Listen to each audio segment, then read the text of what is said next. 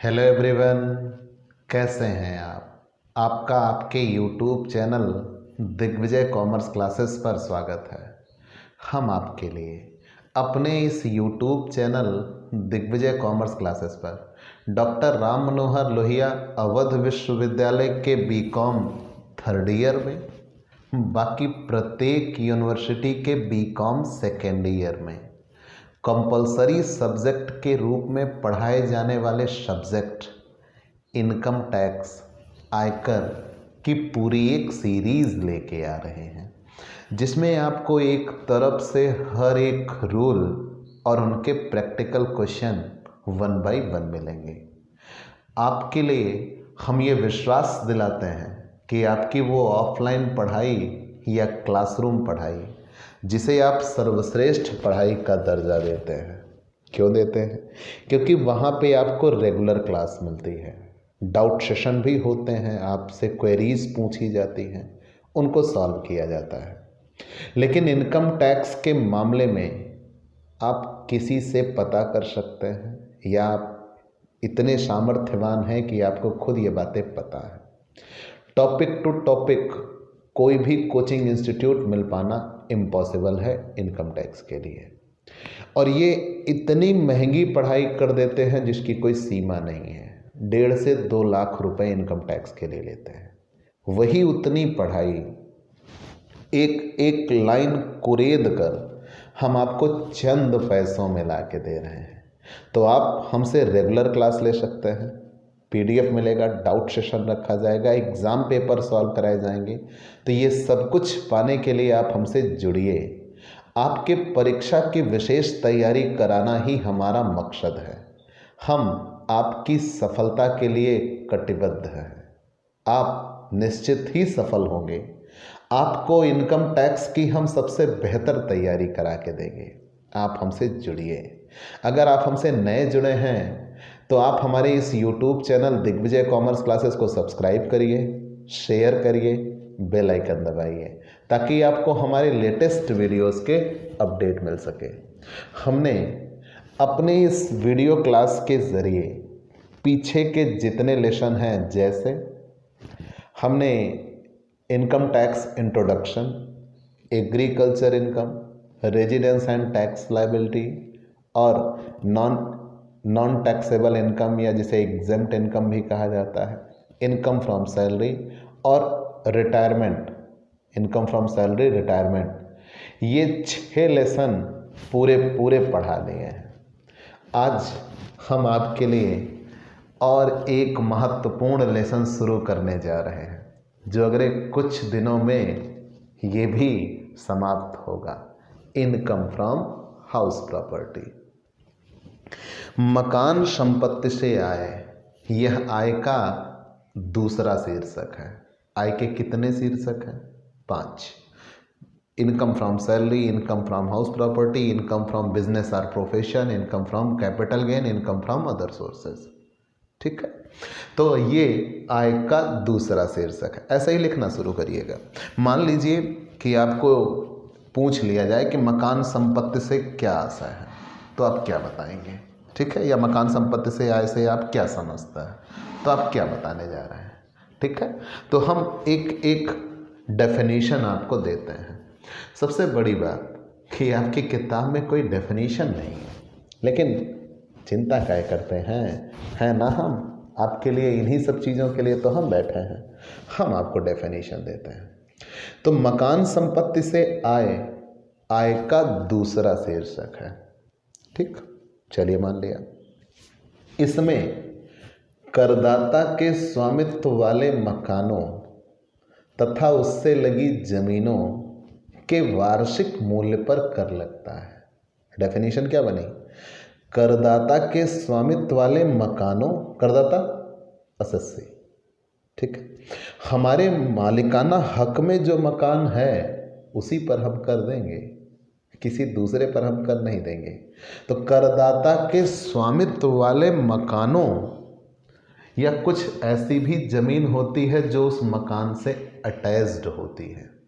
ठीक है, एक उदाहरण देता हूँ आपको। उदाहरण यह है कि मैंने ये कहा कि करदाता के स्वामित्व वाले मकानों तथा उससे लगी जमीनों के वार्षिक मूल्य पर कर लगता है। भाई मैं जहाँ अपना कोचिंग इंस्टीट्यूट पढ़ाता हूँ वो गोकुल धाम नाम से है, अमेठी में। ठीक, तो ये गोकुल धाम की बिल्डिंग है और ये शुक्ला फोटो स्टेट जिनकी बिल्डिंग है, जिनमें मैं पढ़ाता हूँ।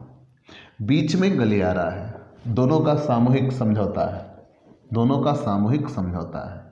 दोनों ने बीच में ये गलियारा दे रखा है। एक व्यक्ति आया कुछ साल पहले, उसके पास एक टेम्पो थी, वो उसी से मसाले आदि का कारोबार करता था।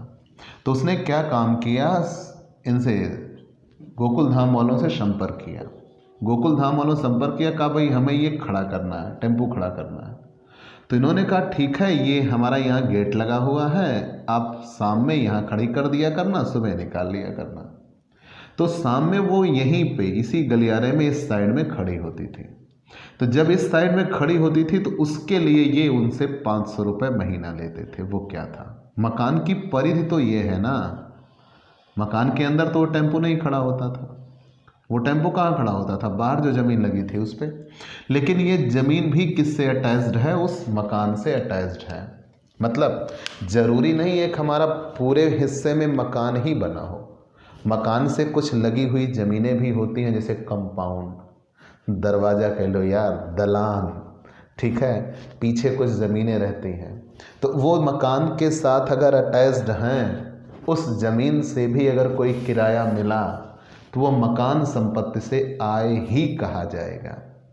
और मान लीजिए कोई अन्य ज़मीन है जो आपके मकान से नहीं लगी है, उससे आपको आय होती है, तो वो अदर सोर्सेज होता है। ठीक है, तो डेफिनेशन क्या बनी, मकान संपत्ति से आय, आय का दूसरा शीर्षक है। ठीक, इसमें करदाता के स्वामित्व वाले मकानों तथा उससे लगी जमीनों के वार्षिक मूल्य पर कर लगता है। फिर से ध्यान दे दीजिएगा, इसमें करदाता के स्वामित्व वाले मकानों तथा उससे लगी जमीनों के वार्षिक मूल्य पर कर लगता है। ठीक, और इस शीर्षक में केवल वही मकान कर योग्य होते हैं जो कि किराए पर उठे हों, या जिनमें स्वामी स्वयं रहता हो, या जो कुछ समय किराए पर उठे हों और कुछ समय स्वामी स्वयं रहा हो। लेकिन इस शीर्षक में वो मकान नहीं आते जिनमें मालिक अपना स्वयं का व्यापार चलाता हो, वो इस शीर्षक में वैल्यूएट नहीं किए जाते। पूरी बात समझ में आ गई? फिर से ध्यान दे लीजिए, हाउस प्रॉपर्टी की डेफिनीशन बहुत प्यारी सी है, तो याद रखिए जो मैंने बताया। क्या, ये आय का दूसरा शीर्षक है। पहला कौन, वेतन से आय, पढ़ चुके ना, ये आय का दूसरा शीर्षक है। इसमें करदाता के स्वामित्व वाले मकानों तथा उससे लगी जमीनों के वार्षिक मूल्य पर कर लगता है, मान लिया। और इसमें करदाता के स्वामित्व वाले जमीनों तथा उससे लगी इसमें करदाता के स्वामित्व वाले मकानों तथा उससे लगी जमीनों के वार्षिक मूल्य पर कर लगता है। और इसमें वही मकान आते हैं, इस शीर्षक में वही मकान कर योग्य होंगे जो कि किराए पर उठे हों, या जिनमें मालिक स्वयं रहता हो, या कुछ समय स्वयं रहा हो, कुछ समय किराए पे उठे हों। लेकिन उन मकानों को यहाँ बिल्कुल भी वैल्यूएट नहीं किया जाएगा जिनमें मालिक अपना स्वयं का व्यापार चलाता हो। चलिए मान लिया। लेकिन यहाँ आपने ये कहा ना कि करदाता के स्वामित्व वाले मकानों, मतलब हम उस मकान पर ही कर देने जा रहे हैं जिस पर हमारा मालिकाना हक हो। जिस पर हमारा मालिकाना हक नहीं होगा उस पर हम कर नहीं देते। ठीक, जैसे किसी मकान को हम किराए पे ले लें तो हम उसके किराएदार हैं, मालिक नहीं, तो हम उस पर कर नहीं देंगे। ठीक है, मालिक उसका कर देगा, हम तो किराया देंगे। ठीक, तो करदाता के स्वामित्व वाले मकानों, कोई ऐसा मकान जिस पे करदाता का मालिकाना हक हो, वो उसी पर कर देगा, किसी अन्य मकान पर कर नहीं देगा। तुम्हारे मकान पे मैं कर नहीं दूंगा और मेरे मकान पे तुम कर नहीं दोगे। तो करदाता के स्वामित्व वाले मकानों तथा उससे लगी ज़मीनों, मैंने भी क्लियर किया कि मकानों से लगी हुई ज़मीनों का अभिप्राय क्या है, वो ज़मीन जो मकान की परिधि में आती हो, मकान से अटैच्ड हो और जिसे मकान से अलग ना किया जा सकता हो। जैसे खेल का मकान, बगीचा आदि भी इसमें आते हैं। तरणताल जानते हैं, स्विमिंग पूल भी इसमें आते हैं। कुछ लोग तो घर के बाहर दरवाजे पर सब्जियां वगैरह उगाने लगते हैं, वो सब मकान में आ जाएंगे। मतलब वो ज़मीन जो मकान से अटैच्ड है, जिसे मकान से अलग नहीं किया जा सकता, वो हाउस प्रॉपर्टी में आ जाएगा। ठीक है, तो पूरी डेफिनेशन, करदाता के स्वामित्व वाले मकानों तथा उससे लगी ज़मीनों के वार्षिक मूल्य पर कर लगता है। ये वार्षिक मूल्य क्या है? इस पूरे लेसन में सिर्फ 2 ही चीज़ें पढ़नी है, सिर्फ 2। एक तो एनुअल वैल्यू, दूसरी कटौती, डिडक्शन। ये 2 चीज़ें पढ़ लिया, हाउस प्रॉपर्टी खत्म हो गई। एनुअल वैल्यू कहते किसे हैं? अभी आप सिर्फ नाम जान लीजिए, सिर्फ नाम, आगे काम जान लीजिएगा। एनुअल वैल्यू कहते किसे हैं? हम किसी मकान से वार्षिक रूप से जितना कमा सकते हैं वही उस मकान की एनुअल वैल्यू कहलाएगी। ये नहीं कि अगर आज के आज मकान बेच दिया जाए तो मकान से हमें कितना मिलेगा, ना ना ना, वो नहीं।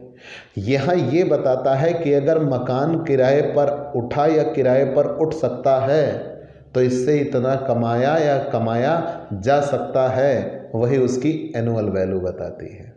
ठीक है, तो वार्षिक मूल्य से अभिप्राय हम उससे जितना कमा सकते हैं वही उसकी एनुअल वैल्यू कहलाती है। तो पूरी डेफिनेशन क्या बन गई? एक तरफ से जान लीजिए, हमने ये कहा ये आय का दूसरा शीर्षक है। इसमें करदाता के स्वामित्व वाले मकानों तथा उससे लगी जमीनों के वार्षिक मूल्य पर कर लगता है। ठीक, और इसमें वही मकान शामिल किए जाते हैं जो कि किराए पर उठे हुए हों या जिनमें मालिक स्वयं रहता हो या कुछ समय स्वयं रहा हो, कुछ समय किराए पर उठे हुए हों। लेकिन वो मकान यहाँ पे नहीं आते जिनमें मालिक अपना स्वयं का व्यापार चलाता हो। क्यों? क्योंकि उन मकानों को हम बिजनेस प्रोफेशन में ले जाते हैं और वहाँ भी वो करमुक्त ही होते हैं क्योंकि उनकी स्वीकृत कटौतियाँ मिल जाती हैं। ठीक है, इतना आपने जान लिया। अब हम एक एक डेफिनेशन को कुरेदते हैं। भवन अथवा मकान अथवा उससे लगी ज़मीन किसे कहेंगे? तो मैंने पहले ही बताया कि भवन तो हमारे ईंट पत्थर का बना हुआ वो ढांचा, ध्यान देना, भवन किसे कहते हैं? तो ईंट पत्थर का बना हुआ वो ढांचा ही मकान कहलाता है या भवन कहलाता है। ठीक, लेकिन ईंट पत्थर का बना हुआ ढांचा तो हमने कह दिया जिसमें रहकर हम अपना दैनिक जीवन यापन करते हैं, लेकिन इसमें डेरा तंबू टेंट को भी हम ले आते हैं। लेकिन इससे लगी ज़मीन क्या है? वो ज़मीन जो मकान से जुड़ी हुई हो और जिसे मकान से अलग ना किया जा सकता हो, जो मकान के साथ पंजीकृत हो, उसे भवनों से लगी हुई ज़मीन कहते हैं। और उस मकान से अगर कोई आय हुई तो वो तो हाउस प्रॉपर्टी है, निर्विवाद रूप से है। लेकिन उस मकान से लगी हुई ज़मीन से अगर कोई आय हुई तो वह भी हाउस प्रॉपर्टी ही होगी। ठीक है, इतना आपने जान लिया, पक्का? आगे बढ़ जाते हैं। करदाता का उस मकान पर स्वामी होना चाहिए। आप किसी भी मकान पर कर तभी देंगे जबकि आप उस मकान के स्वामी हों। यदि आप उस मकान के स्वामी नहीं हैं तो फिर आप उस मकान पे कर नहीं देने जा रहे। क्यों? बराक ओबामा के मकान पे आप कर देंगे क्या? डोनाल्ड ट्रंप के मकान पे आप कर देंगे क्या? चलो छोड़ो, नरेंद्र मोदी के मकान पे आप कर देंगे क्या? नहीं देंगे ना। मतलब ये कि जिस मकान पर आपका स्वामित्व है, अब स्वामित्व 2 होता है, एक कानूनी, एक लाभकारी। कानूनी स्वामित्व क्या है? आपके नाम पे वो ज़मीन है, वो मकान है, तो आप उस मकान के स्वामी हुए, आप उस पर टैक्स देंगे। और कुछ ऐसे भी विवादित संपत्तियां होती हैं, मान लीजिए दो लोगों का उस पर विवाद चल रहा है, अगला कह रहा है ये मेरा है और आप कह रहे हो आपका है।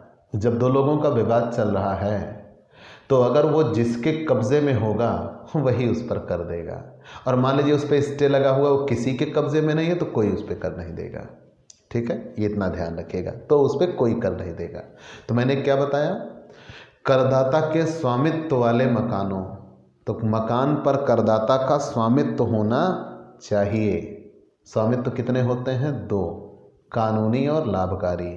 अगर वो मकान आपके नाम पर पंजीकृत है, आप उसके स्वामी हैं, तो आपका उस पर कानूनी स्वामित्व है, आप उस पर टैक्स देंगे। और मान लीजिए कानूनी स्वामित्व है लेकिन वो आपके कब्जे में नहीं है, उस पर विवाद चल रहा है, तो जब उस पर आपका विवाद चल रहा है तो वो अगर आपने अभी भी अपने कब्जे में रखा है तो आप टैक्स दोगे, लेकिन अब आपके कब्जे में नहीं है, स्टे लगा हुआ है, तो फिर आप उस पर टैक्स नहीं देंगे। ठीक है।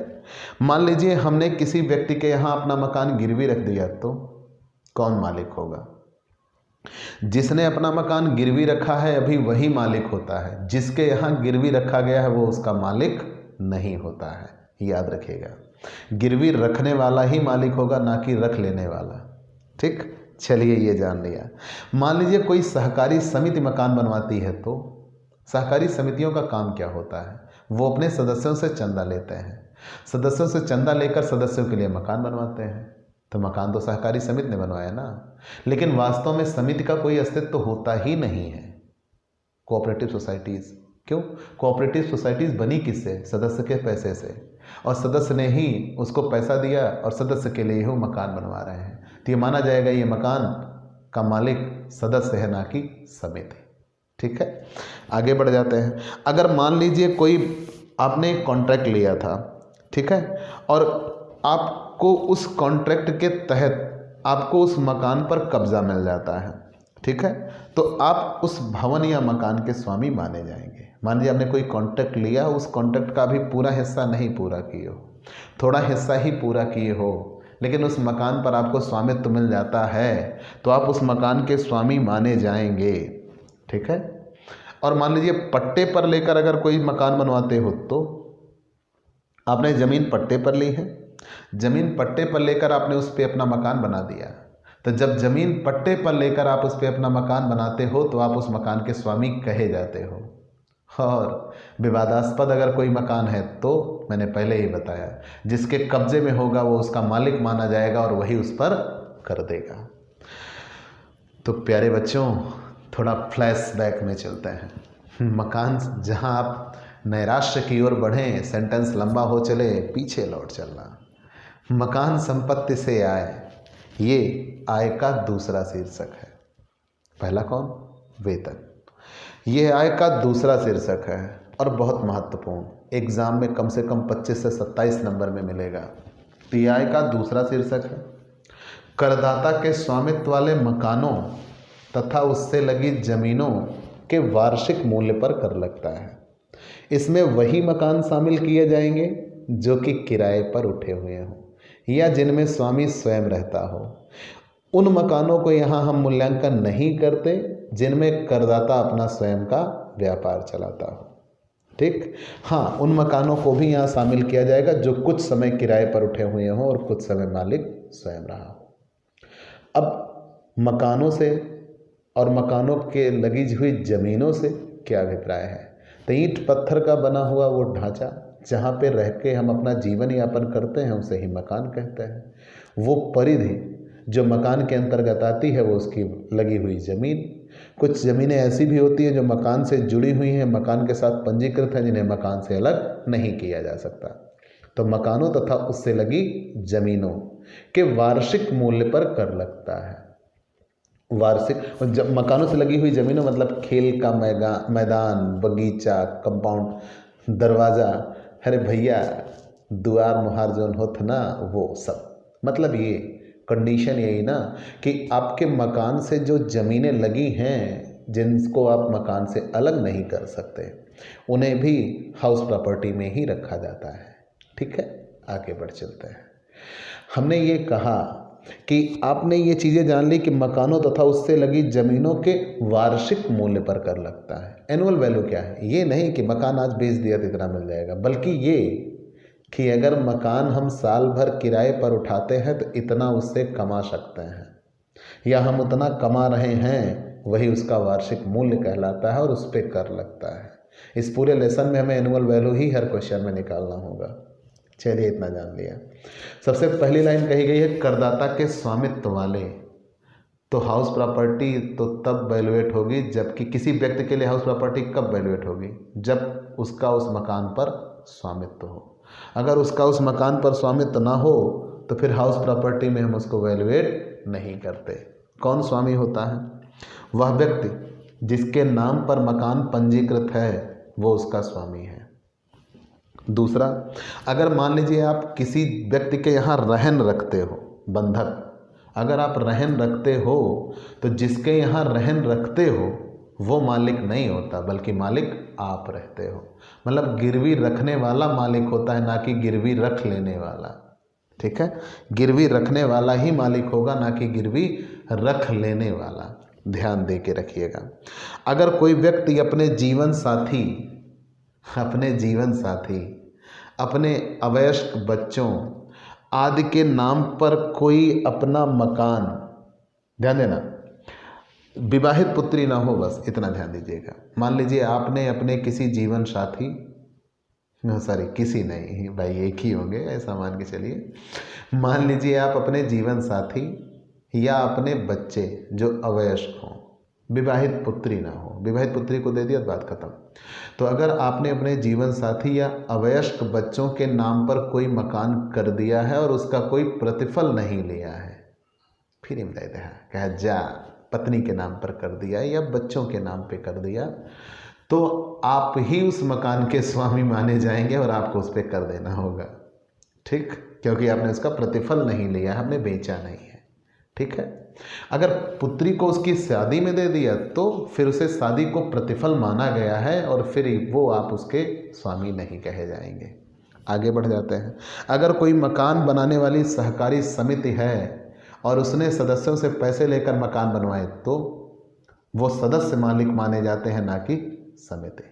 अगर कोई विवादास्पद ज़मीन है तो जिसके कब्जे में है वो उसका मकान, उस ज़मीन पर विवादास्पद ज़मीन है या विवादास्पद मकान है तो उस मकान पर जिसका स्वामित्व होगा, मतलब जिसके कब्जे में होगा, वही उसका मालिक माना जाएगा और वही उस पर कर देगा। ठीक है, अब कुछ अन्य नियमों पर चलते हैं। जैसे अपने किसी व्यापार अथवा पेशे के लिए प्रयोग करता हो।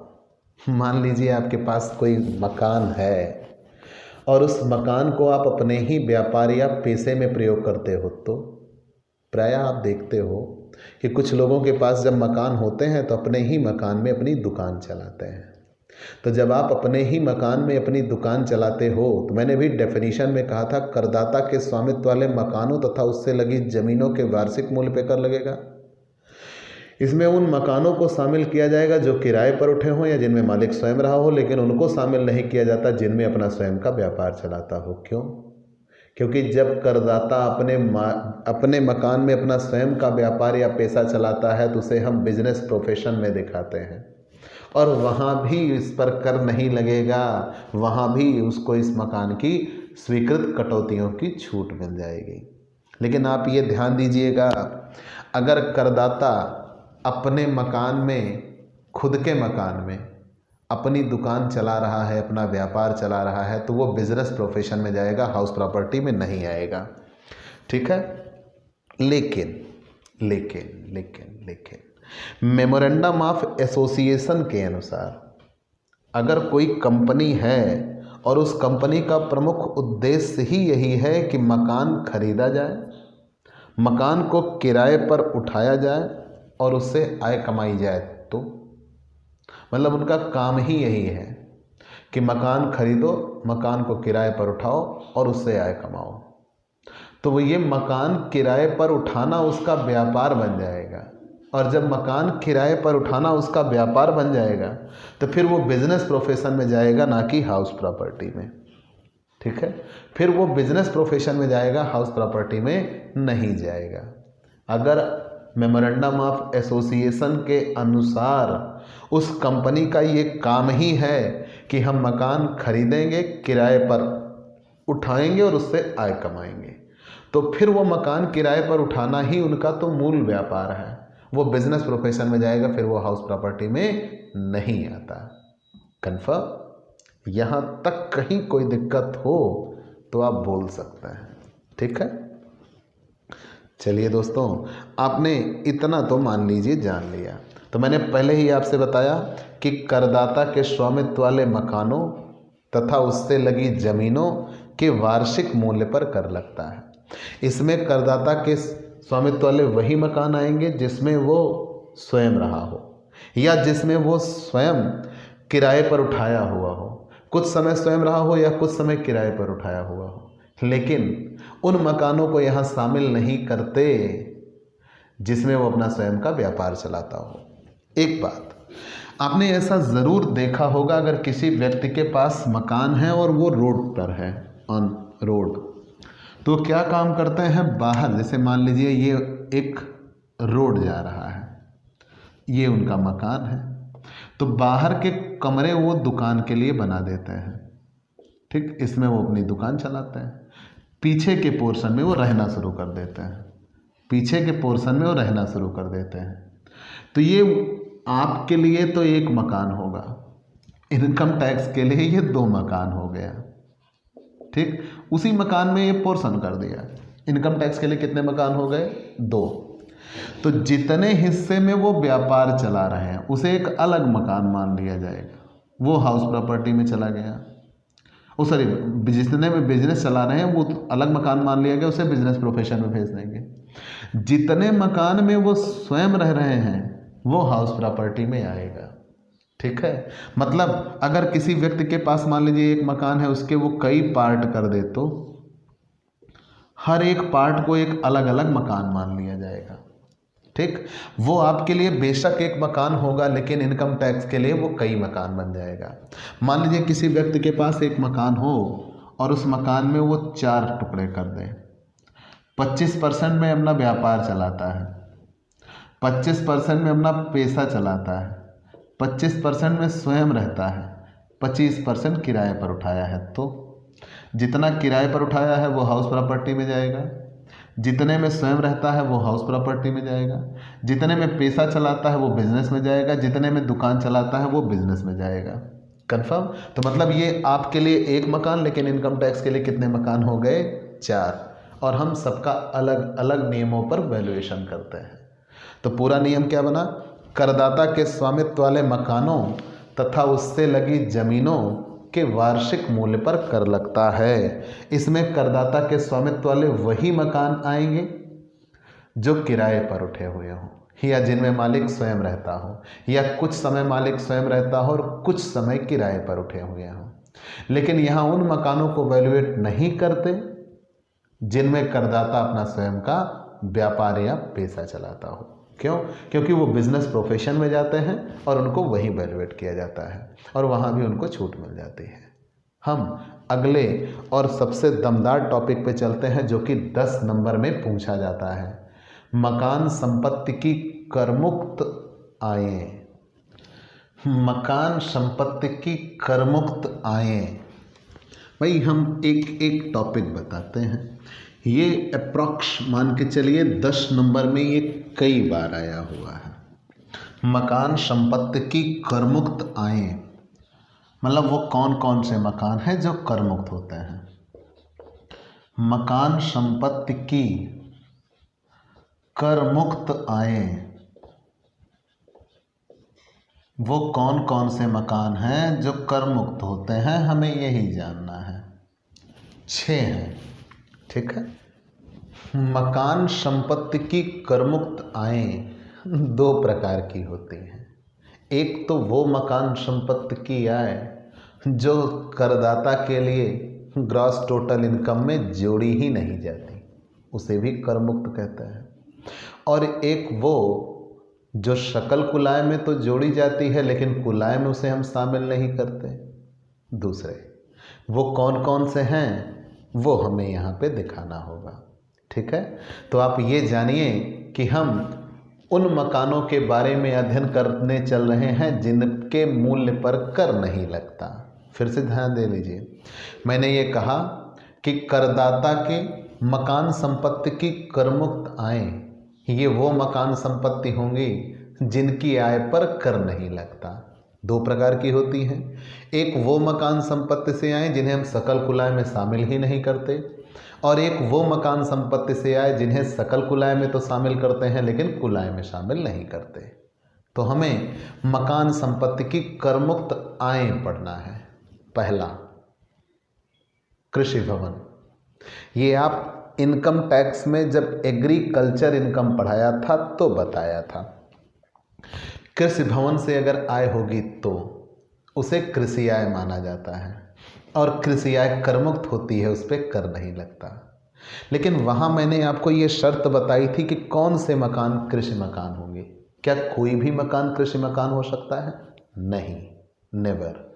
तो फिर कौन सा मकान कृषि मकान है, एक एक करके आप जानिए। सबसे पहला, वहाँ ये कहा गया था कि कोई भी मकान कृषि मकान होगा बशर्ते वो निम्न शर्तों की पूर्ति करता हो। कौन कौन सा?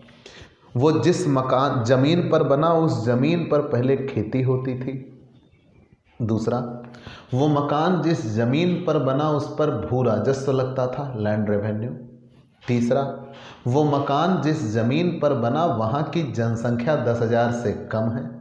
और चौथा, वो मकान जहाँ पे बना वहाँ की आबादी आबादी 10,000 से कम है और वहाँ की दूरी नगर पालिका से 8 किलोमीटर से ज़्यादा दूर है, तब उस मकान को कृषि मकान कहा जाएगा, और उससे जो आय होगी वो कृषि आय कही जाएगी और वो करमुक्त होती है। क्लियर? तो फिर से जान लीजिएगा, कृषि मकान जिसे हम फार्म हाउस कहते हैं, फार्म हाउस करमुक्त होते हैं। क्यों? फार्म हाउस से जो आय होती है वो एग्रीकल्चर इनकम होती है, और एग्रीकल्चर इनकम तो एग्जम्प्ट है। तो कृषि मकान करमुक्त होंगे, उन्हें ही हम करमुक्त मकान कहते हैं। तो हमें यहाँ ये बताना है कि वो कौन कौन से मकान होंगे जिनकी आय पर कर नहीं लगता। तो सबसे पहले फार्म हाउस से होने वाली आय कृषि आय होगी और कृषि आय करमुक्त होती है। लेकिन फार्म हाउस कहते किसे हैं? तो जो निम्न 4 शर्तों की पूर्ति कर लें उन्हें फार्म हाउस कहा जाता है। क्या? वो जिस मकान जमीन पर बने उस पर पहले खेती होती थी, वो जिस जमीन पर बने उस पर लैंड रेवेन्यू लगता था, वहाँ की दूरी नगर पालिका से 8 किलोमीटर से ज़्यादा है, और वहाँ की आबादी 10,000 से कम, तब उस मकान को फार्म हाउस कहा जाएगा, और उस पर जो टैक्स लगेगा, ध्यान देना, वो एग्जम्प्ट होगा, उस पर कोई कर नहीं लगता। दूसरा, भारतीय रियासत के राजा का एक महल। अगर कोई भारतीय रियासत का राजा है, पहले वो राजा हुआ, अब तो राज प्रणाली नहीं, लेकिन भारतीय रियासत के राजा का एक महल करमुक्त होता है। कभी भी आपको मिले तो भारतीय रियासत के राजा का एक महल, जहाँ से वो राज रियासत चलाई जाती थी, वो जैसे हमारे यहाँ पड़ोस में डॉक्टर संजय सिंह राजा हुआ करते हैं। ठीक, पहले भाई राजतंत्र था तो राजा ये हुआ करते थे इनकी पीढ़ी, तो लेकिन अब तो राज प्रणाली समाप्त हो गई है, लेकिन वो महल अब भी हैं जहाँ से राज व्यवस्था चलाई जा रही थी। तो भारतीय रियासत के राजा का उसे ऐतिहासिक धरोहर मान लिया जाता है। तो भारतीय रियासत के राजा का एक महल करमुक्त होगा। इनके पास कई मकान हैं, तो लेकिन कोई एक जो भूपति भवन नाम से जाना जाएगा वो करमुक्त होगा। ठीक है। तीसरा, कोई ऐसा जो निम्न के स्वामित्व में हो, मतलब आप जिसे ऐसे कह सकते हो जो पुण्यार्थ संस्थाओं में आते हैं, उन मकानों पर कर नहीं लगता। जैसे हॉस्पिटल की बिल्डिंग, विद्यालय की बिल्डिंग, किसी राजनीतिक पार्टी का कार्यालय, रेलवे स्टेशन, बस अड्डे। ठीक है, ये जो बिल्डिंगें होती हैं ये पुण्यार्थ संस्थाएं होती हैं। पुण्यार्थ संस्थाएं मतलब ये सेवा भावना से बनाए गए हैं, तो इनकी बिल्डिंगों पर कर नहीं लगता, इनकी बिल्डिंगों पर कर नहीं लगता, ये इतना याद रखिएगा। ये हाउस प्रॉपर्टी में नहीं आते। मैंने क्या क्या कहा? जो पुण्यार्थ संस्थाएं होती हैं, पुण्यार्थ संस्था किसे कहते हैं? फेथ से रिलेटेड आप रख लीजिए, जो पैसे कमाने के लिए नहीं, सोशल सर्विस के लिए बनाए गए हैं। जैसे राजनीतिक पार्टी के कार्यालय, अब वो तो सबसे ज़्यादा पैसा कमाते हैं, वो अलग बात है। राजनीतिक पार्टी के कार्यालय, स्कूलों की बिल्डिंग, हॉस्पिटल की बिल्डिंग, ठीक है, ये सब ऐसे हैं और मतलब इन पे आपको टैक्स नहीं देना पड़ेगा। चौथे नंबर पे आ गए। 3 क्लियर हो गए। कौन कौन से?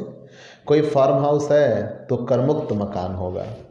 दूसरा, भारतीय रियासत के राजा का एक महल करमुक्त होगा। तीसरा, वो मकान जो पुण्यार्थ संस्थाओं में हैं वो करमुक्त होंगे। चौथे में करदाता द्वारा अपने स्वयं के व्यापार अथवा पेशे में प्रयोग होने वाले मकान, वो मकान जिन पर आपका मालिकाना हक है और उन्हें आप अपने ही व्यापार के कामों में प्रयोग में लेके आते हो, वो मकान जिन पर आपका मालिकाना हक है, स्वामित्व है, ओनरशिप, और आप अपने ही मकान में अपनी खुद की दुकान चलाते हो। तो जब आप अपने ही मकान में अपनी खुद की दुकान चलाते हो तो उस पर आप टैक्स नहीं देते।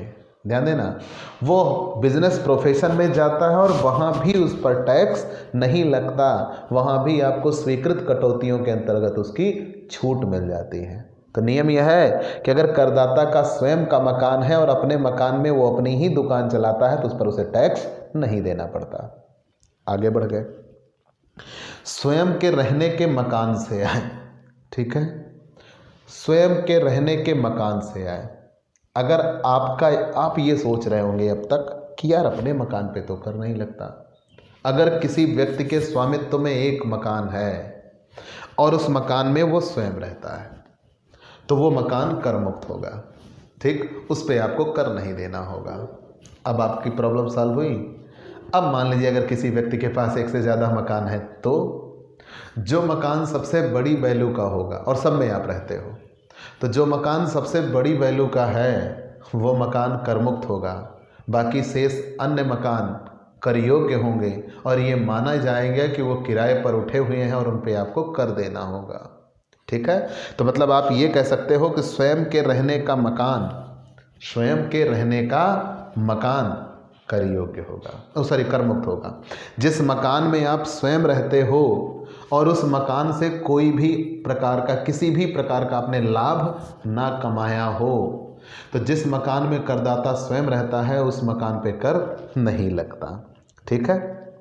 मान लीजिए किसी ऐसे मकान में पहले तो आप स्वयं रहते थे, लेकिन परिस्थितियां कुछ ऐसी घूमी कि कुछ समय के लिए आप बाहर चले गए, भाई आपकी नौकरी लग गई, आप किसी दूसरी जगह गए। तो जब आप गए तो यहाँ ताला लगा के गए, उस मकान को आप खाली छोड़ कर गए, तब भी उस मकान पे आपको कर नहीं देना होगा। मतलब मैंने अभी कहा ना कि कोई ऐसा मकान जिसमें मालिक स्वयं रहता है, अर्थात उस मकान से मालिक ने कोई लाभ प्राप्त ना किया हो, तब वो मकान कर मुक्त होगा। और मान लीजिए यही चीज़ें पलट दो तो कि आप अभी यहाँ थे तो आपने मकान अपने कब्जे में रखा था, आप स्वयं रह रहे थे, अब आपकी बदली हो गई, आप किसी दूसरी जगह जा रहे हो तो आपने यहाँ का मकान किराए पे उठा दिया, तब तो भैया उस पर टैक्स लगेगा, फिर वो हाउस प्रॉपर्टी में आएगा, कंफर्म, और टैक्सेबल होगा। एग्जैक्ट। तो कितने मकान कर मुक्त हुए? 6। कौन कौन से? कोई फार्म हाउस है तो उस पर टैक्स नहीं लगता, भारतीय रियासत के राजा का एक महल, उस पर टैक्स नहीं लगता, जो पुण्यार्थ संस्थाओं की बिल्डिंग होती हैं उन पे भी टैक्स नहीं लगता, ठीक। कोई ऐसा मकान जो करदाता जिसमें अपना स्वयं का व्यापार या पेशा चलाता हो उस पर भी टैक्स नहीं लगता, जिसमें करदाता स्वयं रहता हो उस पर भी टैक्स नहीं लगता, बशर्ते उससे कोई लाभ प्राप्त ना किया हो। मान लीजिए वो मकान में स्वयं रहता था लेकिन कुछ समय के लिए वो मकान छोड़ के जा रहा है, और जब मकान छोड़ के जा रहा है तो वो बंद करके जा रहा है, उससे उसने कोई लाभ प्राप्त नहीं किया, तो उस पर अभी भी टैक्स नहीं लगेगा। और अगर उससे लाभ प्राप्त कर लिया तो फिर उस पर टैक्स लगेगा और उसे टैक्स देना होगा, ठीक है। चलिए, ये इतना तो आपने जान लिया। अब मकान संपत्ति के आय के संबंध में कुछ अन्य महत्वपूर्ण बातें हैं, जैसे विदेश में स्थित मकान संपत्ति की आय। अगर कोई मकान विदेश में है तो क्या वो कर योग्य होगी? बिल्कुल, निवासी पाठ का नियम लगेगा। अगर आप भारत में साधारण निवासी हैं, ऑर्डिनरी रेजिडेंट होते हैं, तो विदेश की मकान संपत्ति पर आप इंडिया में टैक्स देंगे, और अगर आप ऑर्डिनरी रेजिडेंट नहीं होते हैं तो विदेश के इस मकान पर आप भारत में टैक्स नहीं देंगे। कंफर्म? क्या नियम बना कि विदेश में स्थित मकान संपत्ति से आय केवल निवासी के लिए कर योग्य होती है, उस पर मकान संपत्ति से आय शीर्षक में कर लगेगा, लेकिन उसका वार्षिक मूल्य उसी प्रकार निर्धारित किया जाएगा जैसे कि वो संपत्ति भारत में स्थित हो। कंफर्म? तो अगर किसी व्यक्ति के पास विदेश में कोई मकान संपत्ति है तो मकान संपत्ति इंडिया में टैक्सेबल होगी अगर वो भारत में ऑर्डिनरी रेजिडेंट है। अगर वो भारत में ऑर्डिनरी रेजिडेंट नहीं है तो फिर वो एग्जेप्ट हो जाएगी, फिर वहाँ यहाँ टैक्स नहीं लगेगा, वो वहाँ का रूल है। आगे बढ़ जाता है। 2 या 2 से अधिक व्यक्तियों का किसी मकान संपत्ति का मालिक होना। तो मान लीजिए एक पिता थे, उन्होंने एक मकान बनवाया, अब उनकी मृत्यु के बाद उनके दोनों पुत्रों ने मकान आपस में बांट लिया। तब ये कितने मकान हो गए? एक ही मकान था ना उस पिता के लिए, लेकिन अब 2 पुत्रों के लिए 2 अलग मकान हो गए, तो इनकम टैक्स के लिए भी ये 2 मकान माने जाएंगे और दोनों का वैल्यूएशन अलग अलग होगा। मान लीजिए ये अपने मकान को किराए पर उठाते हैं तो ये हाउस प्रॉपर्टी में आएगा, ये अपनी मकान में स्वयं की दुकान चलाते हैं तो ये हाउस प्रॉपर्टी में नहीं आएगा। ठीक है? तो अगर किसी व्यक्ति के पास एक मकान था, अब उस मकान को 2 स्वामियों में बांट दिया गया, अब उस मकान के कितने मालिकाना हक हो गए? 2। तो दोनों के लिए वो अलग अलग वैल्यूएट होगा, तो इनकम टैक्स की निगाह में वो 2 अलग अलग मकान माने जाएंगे। सिकमी किराएदार किसे कहते हैं?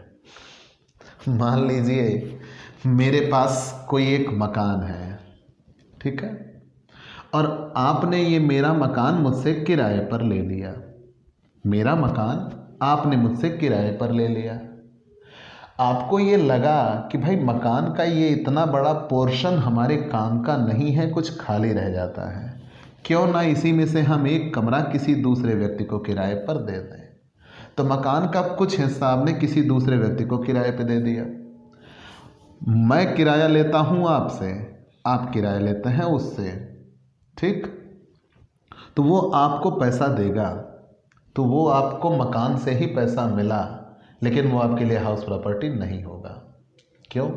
क्योंकि आप उस मकान के मालिक नहीं हैं, वो आपके लिए सिकमी किराएदार है, उप किराएदार है। ध्यान देना। तो जब मालिक अपने मकान को किराएदार को दे तो उससे जो किराया मिलेगा वो हाउस प्रॉपर्टी में आएगा, लेकिन अगर किराएदार उस मकान को किसी तीसरे व्यक्ति को किराए पर दे दे तो उसे उप किराएदार कहते हैं, सिकमी किराएदार कहते हैं। और उससे अगर किराया मिलता है तो वो हाउस प्रॉपर्टी नहीं होता, अदर सोर्सेज होता है। क्यों? क्योंकि सिकमी किराएदार से किराया किराएदार को मिलता है और किराएदार उस मकान का मालिक नहीं होता, इसलिए उनके लिए वो हाउस प्रॉपर्टी नहीं होती। कंफर्म? तो अगर किसी व्यक्ति को उप किराएदार से कोई किराया मिले, उप किराएदार से प्राप्त किराया लिखा हो, तो वो सिकमी किराया है और वो अदर सोर्सेज में जाएगा। ठीक है? जैसे मेरी ज़मीन मैंने आपको दिया, मेरा मकान मैंने आपको दिया, तो आप मुझे जो किराया देंगे वो मेरे लिए हाउस प्रॉपर्टी है। आपने उसे किसी अन्य व्यक्ति को दे दिया, तो वो अन्य व्यक्ति आपको किराया देगा, वो आपके लिए अदर सोर्सेज है, क्योंकि आप उस मकान के मालिक नहीं हो, वो सिकमी किराया कहलाता है। फिर कर्मचारियों से प्राप्त किराया। अगर हम अपने ही व्यवसाय के कर्मचारियों को अपने मकान को किराए पर दे दें तो फिर उस मकान से जो किराया मिलेगा वो बिजनेस प्रोफेशन में जाएगा। क्यों? ये माना जाएगा कि उस कर्मचारी के वहाँ होने से हमारे व्यापार को लाभ पहुँचेगा। ठीक है?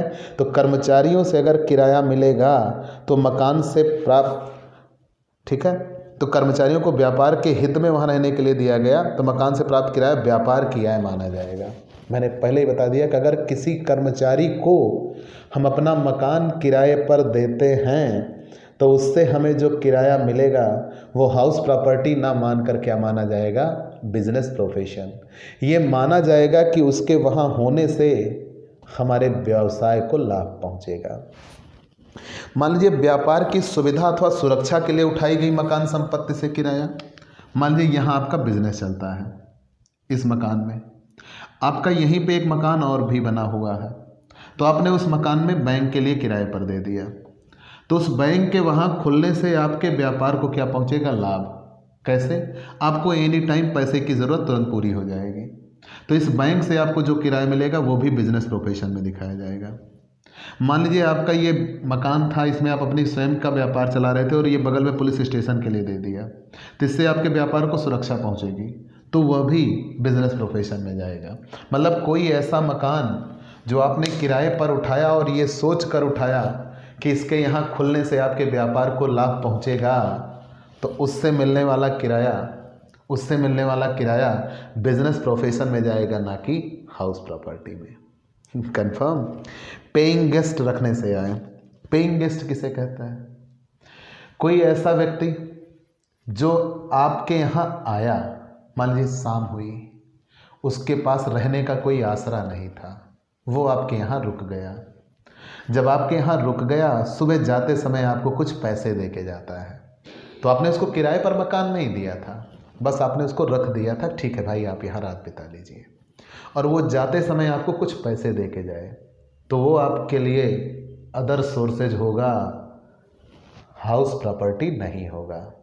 कंफर्म। वो आपके लिए अदर सोर्सेज होगा, हाउस प्रॉपर्टी नहीं होगा। ठीक है, चलिए इतना तो आपने जान लिया। तो प्यारे दोस्तों, एक छोटे से क्वेश्चन के लिए हम आपको सोचने के लिए छोड़ते हैं। कंपोजिट रेंट किसे कहते हैं? संयुक्त किराया। आप हमें सोच के बताइएगा, हम अगली क्लास में आपको ये क्लियर कर देंगे। आप हमें संयुक्त किराया सोच के बताइएगा। ठीक है, तो प्यारे दोस्तों, आप हमसे पेड क्लास ले सकते हैं। पेड क्लास पाने के लिए आप हमारे व्हाट्सएप नंबर पर व्हाट्सएप करिए, मैसेज करिए, आपको पेड क्लास की पूरी जानकारी दे दी जाएगी, जिसमें आप बहुत थोड़े से शुल्क का भुगतान करके हमसे रेगुलर क्लास पाते हैं। पीडीएफ मिलेगा, डाउट सेशन रखा जाएगा, एग्ज़ाम पेपर सॉल्व कराए जाएंगे। ये सब कुछ पाने के लिए आप हमसे पेड क्लास लीजिए। और अगर आप नए जुड़े हैं तो सबसे पहले हमारे इस YouTube channel Digvijay commerce classes को सब्सक्राइब करिए, शेयर करिए, बेल आइकन दबाइए, ताकि आपको हमारे लेटेस्ट वीडियोस के अपडेट मिल सकें। तो आज की क्लास में इतना ही। चलते हैं दोस्तों, बाय बाय दोस्तों।